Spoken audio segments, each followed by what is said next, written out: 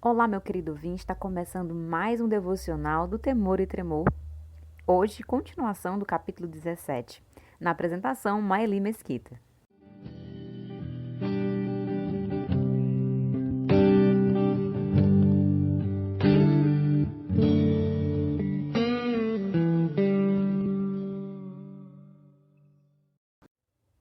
Vamos orar.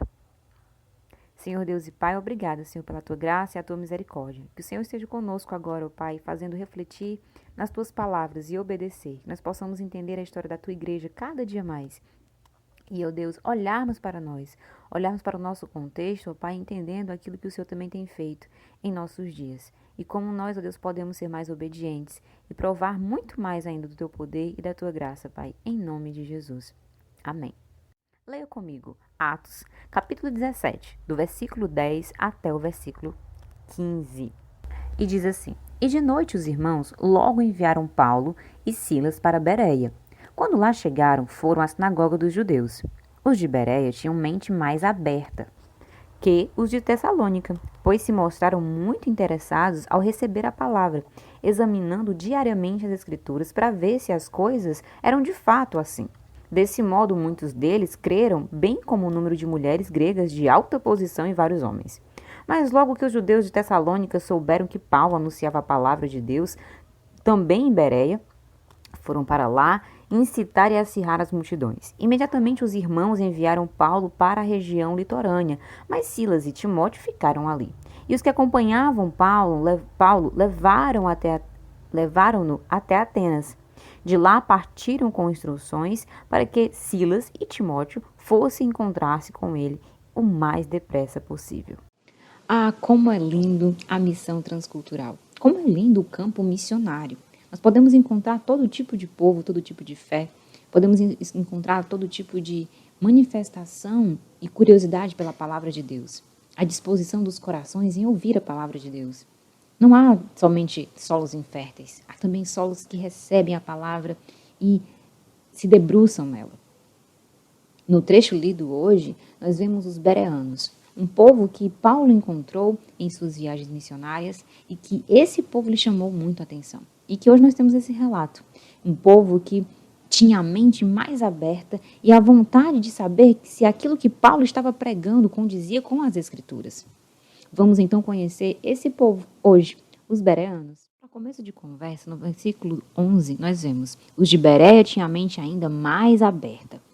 Nos trechos anteriores, no início do capítulo 17, nós vemos que Paulo passa por Tessalônica, porque é da mesma região, né? Bereia e Tessalônica. E eles também se debruçam a palavra.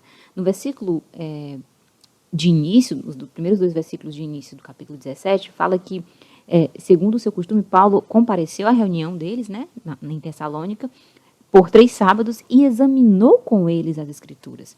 Paulo já havia feito isso, de examinar as Escrituras. Porém, o povo de Bereia, ele não chamou Paulo apenas. Eles já averiguavam a Paulo e a sua mensagem de acordo com o que as Escrituras diziam.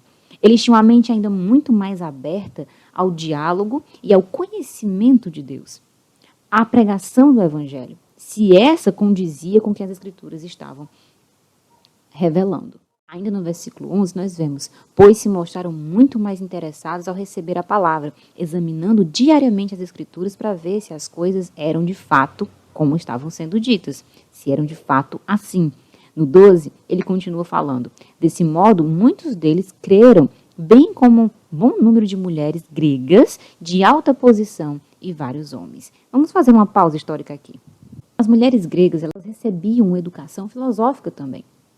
Os homens eram mais dados à política, a mulher ficava um pouco mais afastada, mas elas também recebiam uma educação filosófica. E eram pessoas aqui da alta camada grega. Não eram escravos da classe mais baixa. Eram pessoas de renome e que estavam averiguando as Escrituras, comparando com aquilo que Paulo estava falando. Se de fato aquilo que ele falava tinha algum conteúdo, se tratava da verdade. E eles então recebem isso além do seu próprio entendimento, ou da filosofia, ou da lógica. Eles compreendem com o seu intelecto e compreendem com o seu coração.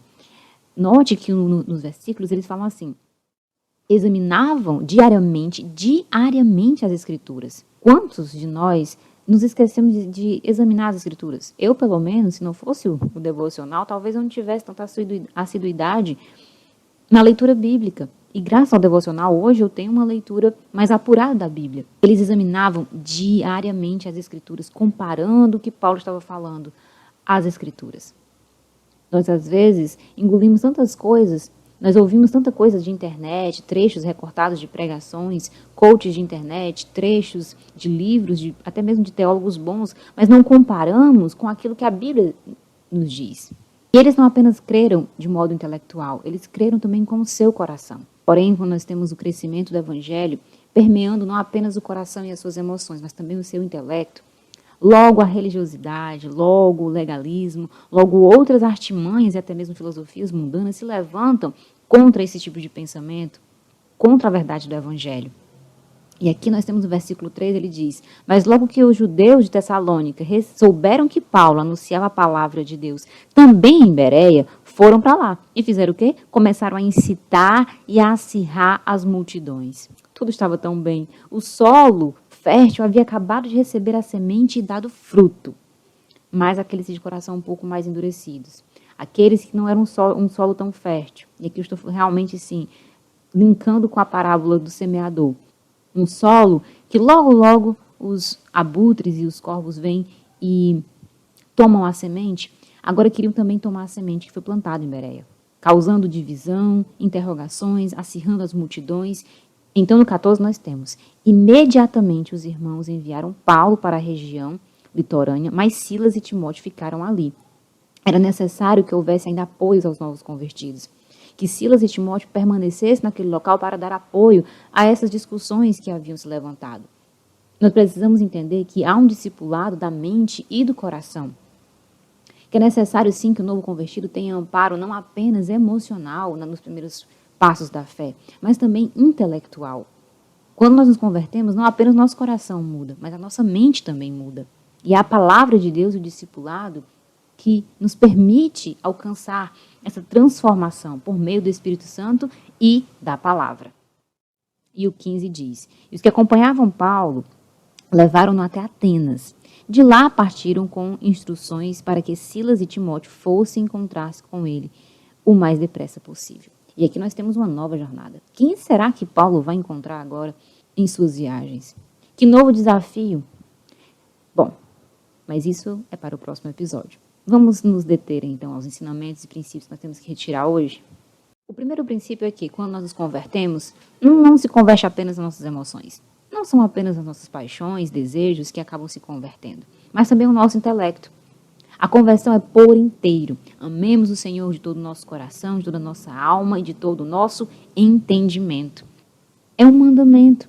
Nós devemos, sim, submeter o nosso intelecto também a Deus. Os bereanos faziam isso. Mas ele, então, tem que estudar filosofia, teologia. Meu irmão, se você conseguir fazer o básico, que é justamente o segundo ponto, eles liam e examinavam as Escrituras diariamente. Tenha a Bíblia sempre ali, ao seu alcance, diariamente. Eu não estou falando para você fazer uma leitura de um ano, de todos os dias ter um capítulo de Gênesis e Apocalipse. Não, você precisa apenas manter a constância. Leia, comece com um capítulo. Aliás, comece com um versículo. Depois passe a ler 2, 3 versículos, 5. Versículo bem meditado, há tanta riqueza a se explorar. Há tanto a se cavar em apenas um versículo. Segundo ponto está aqui, justamente aqui. Sempre haverá alguém para contrapor o nosso pensamento. É necessário que nós estejamos sempre firmes naquilo que nós acreditamos, na nossa fé, nos princípios do cristianismo, nos princípios do evangelho. Pedro, em sua carta, ele nos admoesta a estar sempre pronto para responder àqueles que perguntam o motivo da nossa fé. Os bereanos estavam prontos ali. Quando os tessalonicenses chegaram para questionar, eles com certeza já tinham as respostas, porque eles compararam aquilo que Paulo havia falado às Escrituras. Nós devemos saber o motivo da nossa fé, em que nós cremos, os fundamentos, os princípios e os dogmas, as doutrinas importantes do Evangelho. Antes de conhecer qualquer outro teólogo, qualquer outra teologia, calvinismo, arminianismo. Conheça a sua Bíblia. Conheça ao Deus que você serve, que te salvou. Conheça, compare, não tenha medo. Mergulhe. Ore comigo. Senhor Deus e Pai, obrigada, Senhor, por esse devocional. Obrigada, meu Pai, pela Tua palavra. Que nós sejamos, ó Deus, sedentos, ó Pai, pela Tua palavra. Que não se aparte de nós, ó Pai, a Tua palavra em nenhum momento. Para que nós possamos dizer, guardei a Tua palavra no meu coração para não pecar contra Ti. Muito obrigada, Senhor, por esse devocional. E por cada ouvinte. Ajuda-nos, ó Deus, a Te honrar e Te glorificar por meio de nossas ações e do nosso intelecto. Em nome de Jesus.